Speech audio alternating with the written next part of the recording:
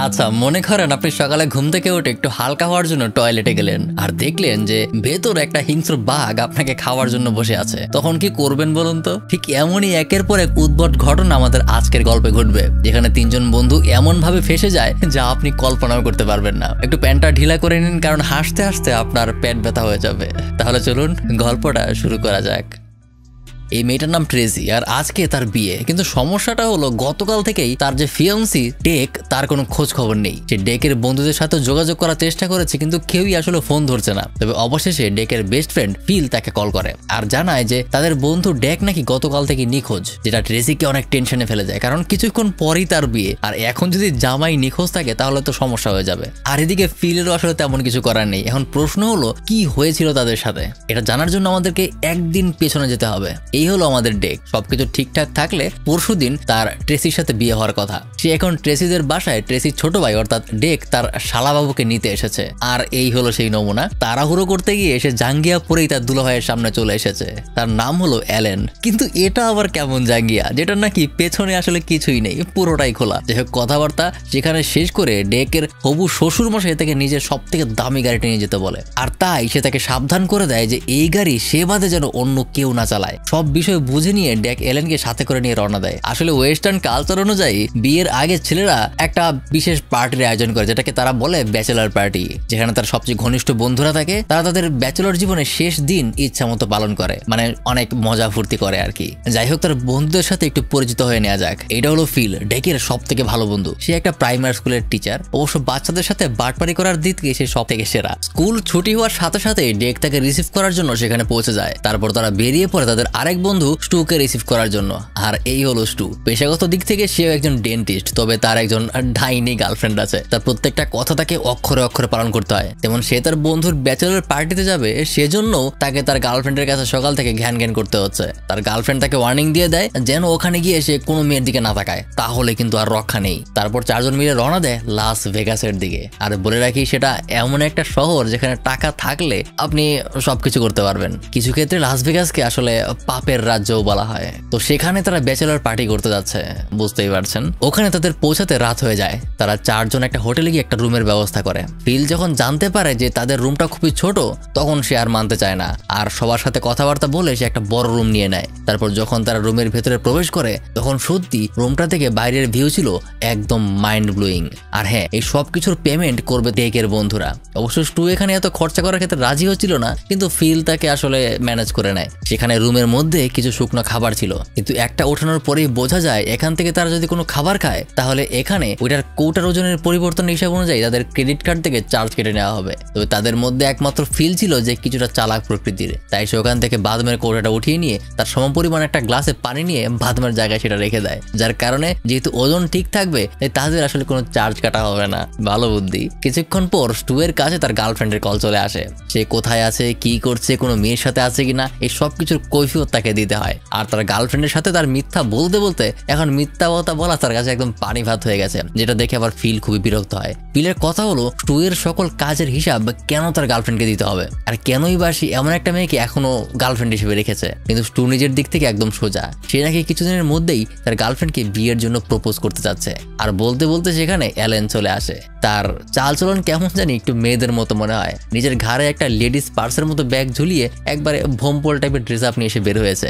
আর তারা যখনই বিল্ডিং এর ছাদে ওঠার জন্য লিফটে যায়, তখন ভেতরে আগে থেকেই একজোড়া নয়া কবুতর সে দেখতে পায়, যারা কি করছিল বুঝতেই পারছেন। যাই হোক, তারা বিল্ডিং এর একদম ছাদে চলে যায়। সেখানে খুবই সুন্দর একটা ভিউ এর সাথে প্রত্যেকেই ব্যাচেলর পার্টি খুবই এনজয় করছে। আর বোঝা যায় এই পার্টি নিয়ে তারা তিন বন্ধু যতটা সিরিয়াস, তাদের থেকে বেশি সিরিয়াস হলো ডেকের শালা এলেন।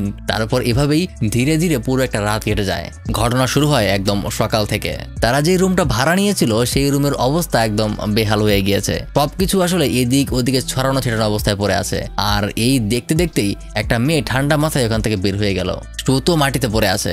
আর এলেন যখন ঘুম থেকে উঠে ওয়াশরুমে হিসু করতে যায় তখন তার পাশে থাকাতেই সে একটা হিংস্র বাঘ দেখতে পায়। তাই সে ভয় পেয়ে দৌড়ে বাইরে এসে তাদের দুজনকে বাথরুমের বাঘ সম্পর্কে জানায়। তখন দুজনে মনে করে হয়তোবা মদ খেয়ে উল্টাপাল্টা কথা বলছে, কিন্তু ফিল যখন নিজে চেক করতে যায় তখন সেও একই কথা বলে। টু খেয়াল করে যে তার একটা দাঁতও উধাও হয়ে গেছে আর ঘরের এমন অবস্থা এমনিতেই খুব নাজেহাল হয়ে আছে, তার উপর ডেককে কোথাও খুঁজে পাওয়া যাচ্ছে না। আর মোবাইলে কল দিলে বোঝা যায় তার মোবাইলটা সে হোটেলেই ফেলে গিয়েছে, কিন্তু সে কোথায় যেতে পারে এটা তাদের মাথায় আসছে না। আর এটা ভাবতে ভাবতেই তখনই তাদের কানে চলে আসে ছোট্ট একটা বাচ্চার কান্নার আওয়াজ। কিছুক্ষণ খোঁজাখুঁজি করতেই তারা স্টোর রুমে একটা ছোট্ট বাচ্চাকে খুঁজে পায়, কিন্তু তারা জানেও না যে বাচ্চাটা কার আর এখানে কিভাবে এলো। কিন্তু কি আর করা, তাদের আসলে কিছু মনে পড়ছে না গতকাল রাতে আসলে হয়েছিলটা কি। তারা বাচ্চাটাকে সাথে নিয়েই সেখান থেকে বেরিয়ে পড়ে, কিন্তু তারা শত চেষ্টা করেও গত রাতে আসলে কি হয়েছিল কেউই আসলে কিছু মনে করতে পারছে না। তারা তাদের হোটেলের একদম গ্রাউন্ড ফ্লোরে গিয়ে একসাথে বিষয়গুলো নিয়ে গোছানোর চেষ্টা করে, বোঝার চেষ্টা করে যে আসলে কি হয়েছিল। হিসেবে বোঝা যায় গতকাল রাতে তারা এই বিল্ডিং এর ছাদ থেকে নামার পর কে কি করেছিল তাদের কারোরই আসলে কিছু মনে নেই। কিন্তু তার চেয়ে বড় সমস্যা হলো যে যার বিয়ে অর্থাৎ ডেক তাকেই খুঁজে পাওয়া যাচ্ছে না। টু দেখতে পায় যে তার পকেটে একটা $800 বিল, আর যা দেখতে পেয়ে তার মাথায় হাত উঠে যায়। তার গার্লফ্রেন্ড নাকি তাকে জ্যান্ত চিবিয়ে খেয়ে ফেলবে। আর বলতে বলতে খেয়াল করে তার হাতে একটা হসপিটালের ব্যান্ড লাগানো আছে, অর্থাৎ গত রাতে সে হসপিটালেও গিয়েছিল। তারা কিছুতেই বুঝতে পারছে না তাদের সাথে আসলে কি হচ্ছে। এক রাতের মধ্যে আসলে এমন কি হয়ে গেল যে ডেক হারিয়ে গেছে, ঘরে বাঘ চলে এসেছে, ছোট বাচ্চা চলে এসেছে, ঘর এলোমেলো হয়ে গেছে, কিছুই তারা বুঝে উঠতে পারে না। বাইরে বের হওয়ার পর তারা জানতে পারে ডেক তার শ্বশুরমশাইয়ের কাছে থেকে যে গাড়িটা নিয়ে এসেছিল সেই গাড়িটাকে এখন খুঁজে পাওয়া যাচ্ছে না। এখন তো আর একটা বড় বিপদ। তখনই হঠাৎ তাদের সামনে একটা পুলিশের গাড়ি চলে আসে। আচ্ছা, এখন ভিডিওর বাকি অংশে যাওয়ার আগে আপনাদের থেকে ঠিক 1 মিনিট সময় চেয়ে নিচ্ছি আমাদের আজকের ভিডিও স্পন্সর সম্পর্কে ছোট্ট একটা কথা বলতে। আপনি কি ঘরে বসে অনলাইনে টাকা আয় করতে চান? অনলাইনে টাকা আয় করার চমৎকার একটা প্ল্যাটফর্ম হচ্ছে V24Bet। V24Bet হচ্ছে বিশ্বের অন্যতম সেরা বিশ্বস্ত অনলাইন একটা গেমিং কোম্পানি। এখানে রয়েছে cricket, football, Aviator, জেডেক্স, crash game, KG game সহ লক্ষাধিক অনলাইন গেমস। এখানে অডিডিএস মূল্য পাবেন অন্যান্য সকল সাইট থেকে বেশি। বিশ্বাস না হলে নিজেই চেক করে দেখুন। সব থেকে ইন্টারেস্টিং ব্যাপার হলো এখানে রেজিস্ট্রেশন করলেই পাবেন $300 বোনাস। আপনার বন্ধুকে রেফার করে প্রতিটা রেফারে পাবেন $300। লেনদেন করতে পারবেন লোকাল ওয়ালেটের মাধ্যমে, যেমন বিকাশ, নগদ, রকেট উপায়। আমাদের দেওয়া স্পেশাল প্রোমো কোড SIN24 ব্যবহার করলে পাবেন প্রথম ডিপোজিটে 200% বোনাস, আর প্রতিবার ডিপোজিটে 50% করে বোনাস তো আছেই। এছাড়া প্রতি রবি আর বৃহস্পতিবার ডিপোজিটে 100% বোনাস, আর সবসময় বিভিন্ন রকম সিজনাল বোনাস অফার তো আছেই। আসলে এত অফার অন্য কোনো সাইটে নেই, তাই দেরি না করে এখন রেজিস্ট্রেশন আর ডিপোজিট করে খেলা শুরু করে দিন, কারণ সবসময় নানা রকম উপহার তো পেতেই থাকবেন। রেজিস্ট্রেশন আর অ্যাপের লিঙ্ক ভিডিওর প্রথম কমেন্টে পিন করে দেওয়া আছে। এবার তাহলে চলুন আবার গল্পে ফিরে আসি। তখনই হঠাৎ তাদের সামনে একটা পুলিশের গাড়ি চলে আসে। গাড়িটা আসলে দুজন আউটড্রেস পরা পুলিশ অফিসারের জন্য এসেছে, কিন্তু সেখানে তারা তিনজন নিজেরা সেই পুলিশ অফিসার সেজে ওই গাড়ি নিয়ে এখান থেকে বের হয়ে যায়। প্রথমে তারা তিনজন মিলে যায় সেই হসপিটালে, সেখানে ডক্টরের সাথে কথাবার্তা বলে তারা জানতে পারে গতকালকে রাতে নাকি ফিল এখানে এসেছিল তার সামান্য মাথা ব্যথার সমস্যা নিয়ে। এমনকি তাদের শরীরে একটা বিশেষ প্রকার ড্রাগস পাওয়া গিয়েছিল যেটা খুবই পাওয়ারফুল, কিন্তু তারা কেউই বুঝতে পারছে না যে তারা তো সামান্য মদ খেয়েছিল, সেখানে ড্রাগসের হিসাব কিভাবে আসলো। কথায় কথায় ডাক্তার তাদেরকে জানায় তারা চারজন নাকি গতকাল একটা বিয়ের কথা বলছিল। ফিল মনে করে হয়তোবা আগামীকাল ডেকের বিয়ে, সেটা নিয়ে হয়তো কথা বলছিল, কিন্তু ডক্টর তাদেরকে জানায় তারা নাকি গতকাল রাতে বেস্ট লিটল ক্যাফে নামের একটা রেস্টুরেন্টে একটা বিয়ের অনুষ্ঠান থেকে এসেছিল, যেটা শুনে তারা আরো অবাক হয়ে যায়। তারপর তারা ঠিকানা অনুযায়ী সেই রেস্টুরেন্টে চলে যায়, আর ওখানে যাওয়ার পর ওখানকার মানুষগুলো তাদেরকে আগে থেকেই চিনে আর খুবই আনন্দের সাথে তাদেরকে আপ্যায়ন করতে শুরু করে। কিন্তু এখানে আসার পর তারা জানতে পারে যে গত রাতে এখানে অন্য কারো বিয়ে হয়নি, বরং স্টু এর সাথে এখানকার একটা মেয়ের বিয়ে হয়ে গেছে। এমনকি মেয়েটার নাকি একটা বাচ্চাও আছে, অর্থাৎ সকালে যে মেয়েটা তাদের হোটেল রুম থেকে বের হয়ে গেল সেটাই ছিল ওই মেয়েটা যার সাথে গত রাতে স্টু এর বিয়ে হয়েছে, আর এই বাচ্চাটা আসলে ওই মেয়েটারই ছিল।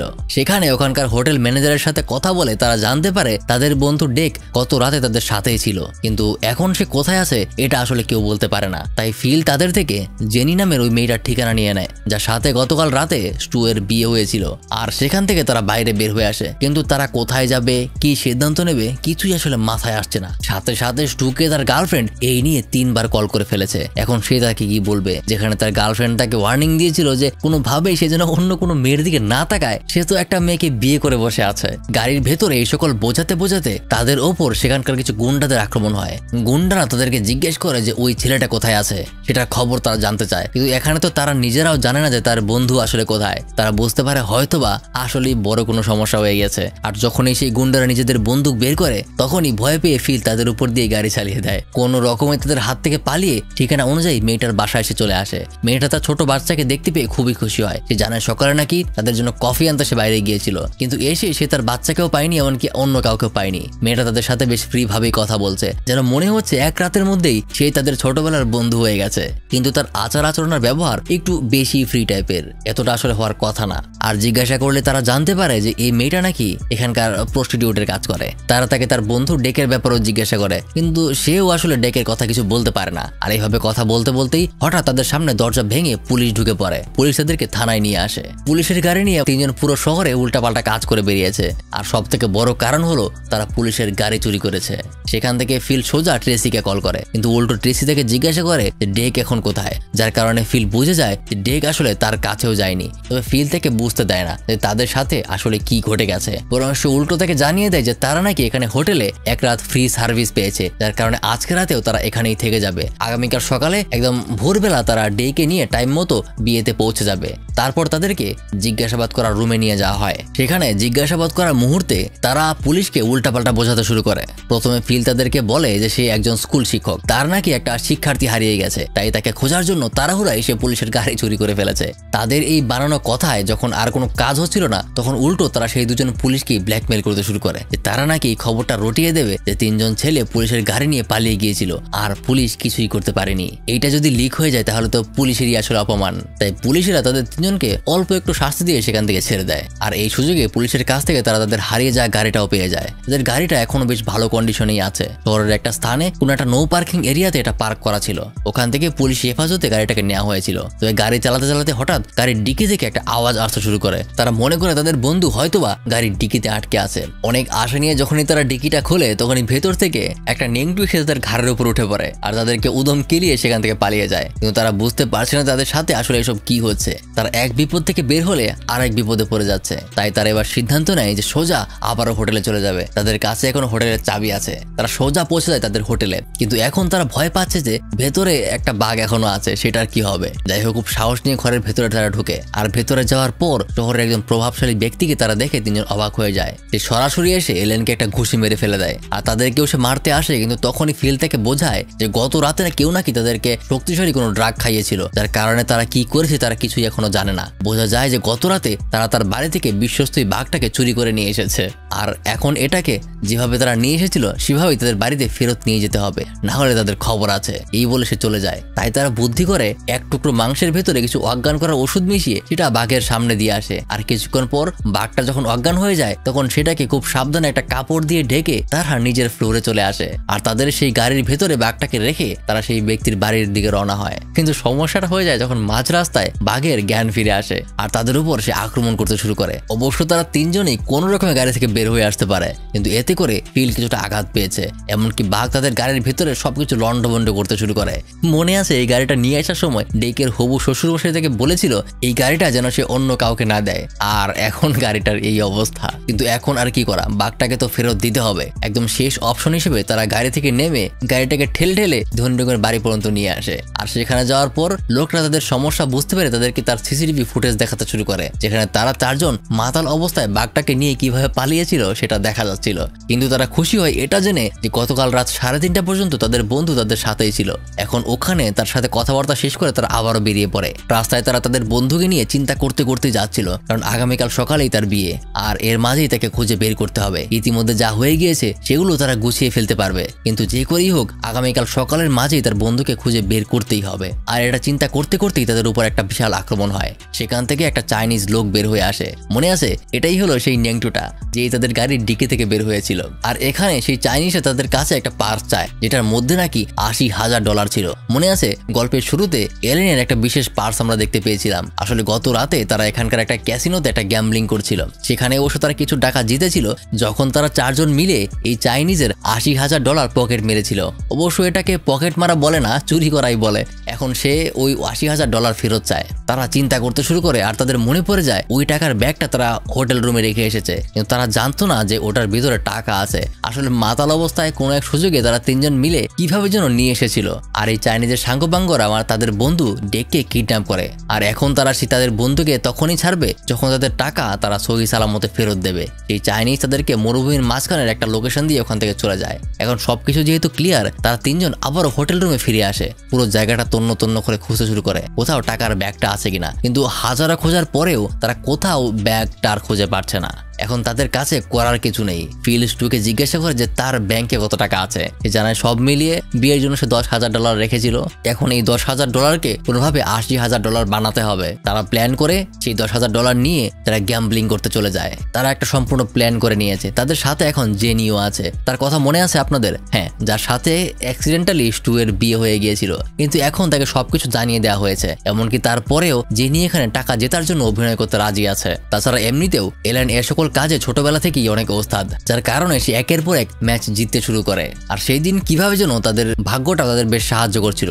একে একে তাদের কাছে যখন $80,000 হয়ে যায়, তখনই তারা ওটা নিয়ে বেরিয়ে পড়ে। পরদিন সকালে তারা তিনজন সেই টাকা ভর্তি ব্যাগ নিয়ে তাদের লোকেশন অনুযায়ী মরুভূমির 30 কিলোমিটার ভেতরে চলে আসে, যেখানে সেই চাইনিজদের গাড়িটা অপেক্ষা করছিল। ফিল গাড়ি থেকে বের হয়ে তাদেরকে জানায় যে তারা নাকি টাকা নিয়ে এসেছে, এবার তাদের বন্ধুকে বাইরে নিয়ে আসা হোক। তারা তাদের কথা মতো বন্ধুকে বাইরে নিয়ে আসে আর ফিরে তাদের কথা মতো $80,000 ফেরত দিয়ে দেয়। কিন্তু সমস্যা হয় যখন দেখা যায় যে মাথায় বস্তা পরা লোকটা তাদের বন্ধু না, বরং এটা অন্য কেউ। এটা দেখে তো তাদের মাথায় আকাশ ভেঙে পড়ে। ফিল তার সমস্ত টাকা ফেরত চায়, আর এই লোকটা তাদের বন্ধু নয়, একে তাদের দরকারও নেই, এই বলে তাদের ফেরত নিয়ে যেতে বলে। কিন্তু তাদের এত কিছু চিন্তা করে লাভ নেই, তারা তাদের টাকা ফেরত পেয়ে গিয়েছে, এটাই যথেষ্ট। আসলে তারা এই লোকটাকে ডেক ভেবে ভুল করে তুলে নিয়ে এসেছিল। এখন আসল ডেক কোথায় আছে তারা কেউই জানে না। তারা ফেসে গেল আবারও এক ঝামেলায়। উল্টো মাঝখান থেকে স্টুয়ের বিয়ের জন্য জমানো $10,000 গায়েব হয়ে গেল। এখন তারা কি করবে? সকালবেলা তো হয়ে গেছে আর ডেককেও তারা কেউ খুঁজে পাচ্ছে না। তাই ফিল সরাসরি স্টেসিকে কল করে জানায় যে তারা তাদের বন্ধুকে হারিয়ে ফেলেছে। সে জানায় যে বিয়েটা এখন আর সম্ভব না। তখনই পাশে থাকা যে নতুন ডেক, যারাকে তারা ডেক ভেবেছিল, সে সবাইকে জিজ্ঞাসা করে যে তাদের কি হয়েছিল। বলতে বলতে যখন সে তাকে ড্রাগের নামটা বলে, তখনই সে সবকিছু বুঝতে পারে।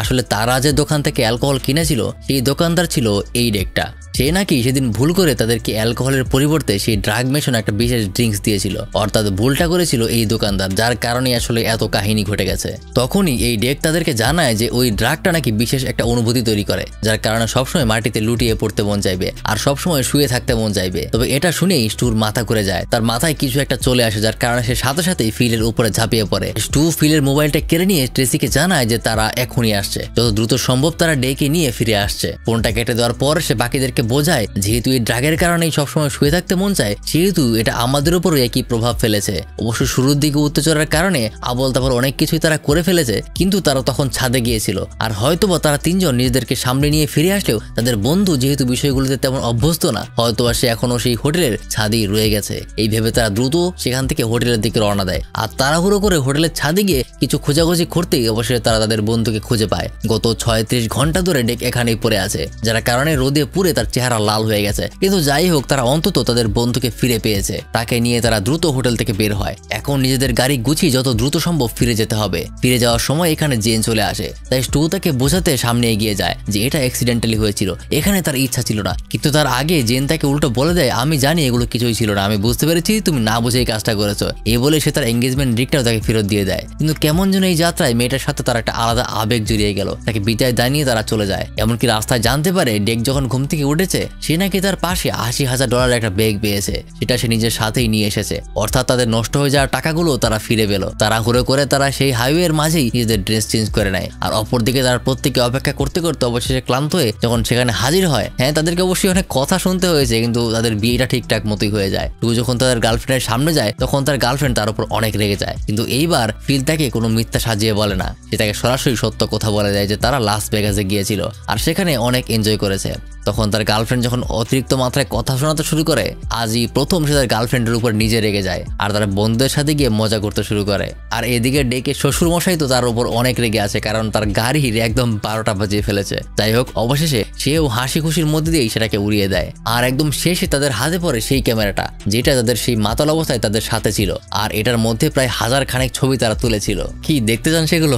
থাক, না দেখাই ভালো, এত ভালো ছবিও না সেগুলো। আজকের গল্পটা এই পর্যন্তই। কেমন লাগলো এই 3 পাগলের কাণ্ড কারখানা সেটা কমেন্টে জানাতে পারেন। এতক্ষণ আপনাদের সাথে ছিলাম আমি মারুফ। দেখা হবে আবার পরের আরেকটা ভিডিওতে।